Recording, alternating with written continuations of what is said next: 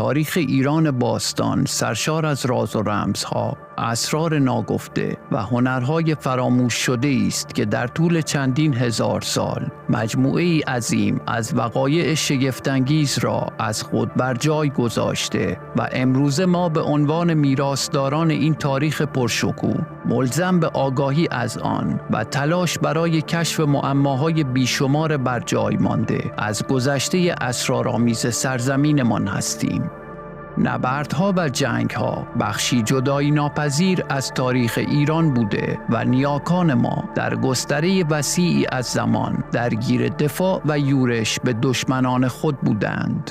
در این ویدیو ما به گوشه‌ای از شگردهای جنگی ایران باستان خواهیم پرداخت. با ما همراه باشید.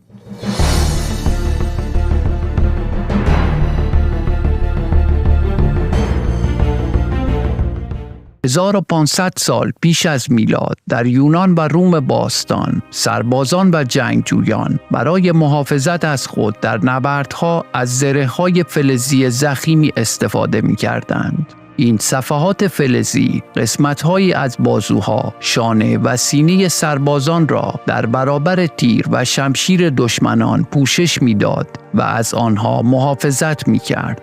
همکنون نمونه‌هایی از این زره‌ها در موزه‌های معتبر اروپا مانند موزه لوور و موزه لندن در معرض دید همگان قرار دارد.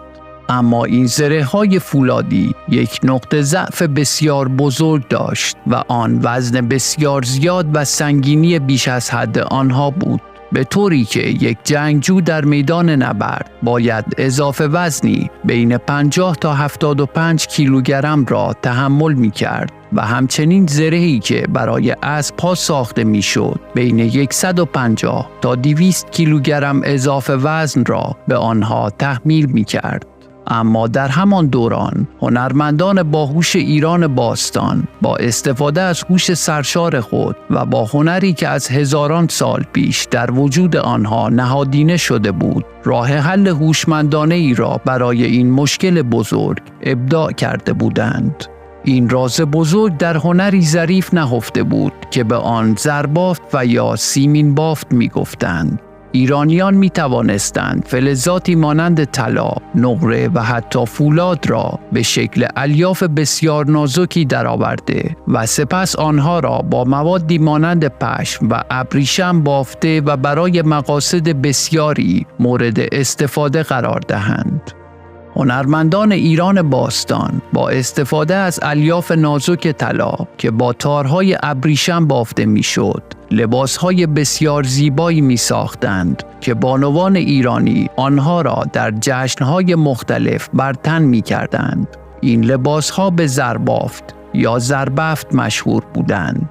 مردانی که قرار بود به ملاقات پادشاه یا افراد بسیار مهم بروند، لباسهای سیمین بافت یا سیمین بافت می پوشیدند که از تبدیل فلز نقره به الیاف فلزی بسیار باریک و بافتن آن با ابریشم ساخته می شده. اما این هنر بی‌نظیر باستانی علاوه بر این استفاده های تشریفاتی، کاربردهای بسیار مهمتری نیز داشته است.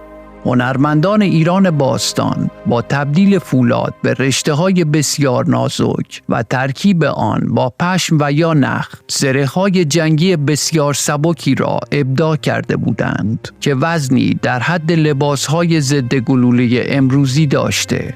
آنها از ترکیب الیاف فولاد و پشم برای زره‌های زمستانی و همچنین ترکیب فولاد با نخ برای زره‌های جنگی مخصوص تابستان و هوای گرم استفاده می‌کردند. این زره‌ها برای جنگجویان و حتی اسب‌های آنها ساخته می‌شد و دارای دو مزیت بسیار بزرگ بود. نخست وزن کم و سبک بودن آنها و دوم انعطاف پذیری بسیار زیادشان که به جنگجو اجازه میداد با چالاکی بی‌نظیری در میدان نبرد مبارزه کند. و این هنر بی‌نظیر بیشک یکی از مهمترین دلایل پیروزی سربازان ایرانی در بسیاری از نبردهای باستانی بوده. اما شیوه مبارزه سربازان اشکانی، حکومتی که در حدود 500 سال بر پهنه وسیعی از جهان باستان حکمرانی می‌کرد، چگونه بود؟ عامل کلیدی در بسیاری از پیروزی‌ها و کشورگشایی‌های اشکانیان مهارت بی‌بدیل آنها در اسب سواری و تیراندازی بود.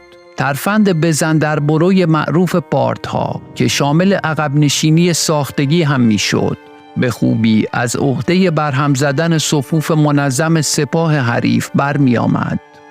کمانداران پارت سوار بر تیزپاترین اسب‌ها خط حمله و پیشروی را تشکیل می‌دادند، در حالی که صف شتر سواران پشت سر آنها تیرها و سایر تجهیزات لازم را حمل می‌کردند. گروه‌های پیاده نظام معمولاً در حالت آماده باش منتظر می‌ماندند و جز در حالت درگیری مستقیم وارد عمل نمی‌شدند.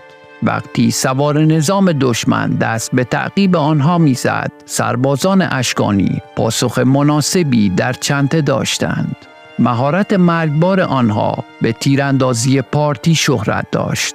هر کماندار پارت قادر بود سوار بر اسبی که 4 نعل می‌رفت به پشت سر تیراندازی کند و هر سوار نظامی که به تعقیب آنها برمیخواست باید خطر این تیرهای مرگبار را به جان می‌خرید. سواران اشکانی ممکن بود از همه طرف بر سر نیروهای دشمن بریزند و مقاومت آنها را در طوفانی از آشوب و سردرگمی در هم بشکنند. در پایان نیز سواران سنگین اسلحه یا زره پوش حمله می‌کردند و با شمشیرها و زوبینهای بلند خود باقی مانده های لشکر تارومار شده دشمن را از بین می بردند. کوروش بزرگ، افزون بر پیاده نظام، از واحدهای تاکتیکی نوع دیگری نیز استفاده می کرد. نخست او متکی به سوار نظامی بود که به صورت هنگهای مادی، یعنی چابک سواران بسیار ماهر که در خاور نزدیک بی‌نظیر بودند، سازمان یافته بودند. اما با گذشت زمان سپاه نخبه‌ای از رزمجویان سوار از میان نجیب زادگان ایرانی تشکیل داد. همچنین او از تکیهگاه اصلی ارتش قدیمی آشور، یعنی از واحد عرابه رانان یا گردون رانان نیز استفاده می کرد، ولی چنان اصلاحاتی در آن انجام داد که آنها می توانستند مهیبترین حمله را مستقیما به صفوف دشمن وارد کنند. طبق منابع تاریخی او عرابه‌های جنگی ساخته بود که چرخ‌های نیرومندی داشتند و به آسانی شکسته نمی‌شدند. این عرابه‌ها محورهای بلندی داشتند و می‌توانستند در هر جاده با هر پهنایی حرکت کنند بدون آنکه واژگون شوند. اتاقک مخصوص عرابه‌رانان از الوارهای نیرومند به شکل برجک هرمی ساخته شده بود و بلندای آن به اندازه‌ای بود که عرابه‌ران می‌توانست به آسانی اسب‌ها را هدایت کند.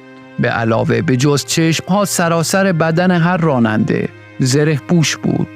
افزون بر این در دو طرف محور چرخ‌ها داس یا تیغه‌های فولادی و تیز نصب شده بود، چنانکه در قلب صفوف دشمن آنها را به این سو و آن سو پرتاب می‌کرد. همچنین به عنوان نماد پادشاهی و قدرت، کمانها نقش مهمی در ارتش هخامنشیان ایفا می‌کردند. کمان و تبرزین‌های آن در یک کماندان حمل می‌شدند. ایرانیان از گروه‌های مختلف مثل مادها و پارس‌ها در لباس‌های ایرانی محلی خود یا جامه‌های سوارکاری کماندان حاوی تیر و کمان را با خود حمل می‌کردند. پادشاهان هخامنشی از کمان برای نشان دادن توانایی‌های رزمی و شجاعت خود در حین نبرد و نماد جایگاه خود استفاده می‌کردند. داریوش در بند 9 فرمان خود چنین می‌گوید: ورزیده هستم، چه با هر دو دست چه با هر دو پا. هنگام سواری خوب سواری هستم، هنگام کشیدن کمان چه پیاده چه سواره خوب کمان کشی هستم. هنگام نیزه زنی چه پیاده و چه سواره خوب نیزه زنی هستم. در بخش دوم این مستند ما به شگردهای نظامی جالب دیگری از تاریخ ایران باستان خواهیم پرداخت. همراهان گرامی، از اینکه تا انتهای این ویدیو با ما همراه بودید از شما سپاسگزاریم.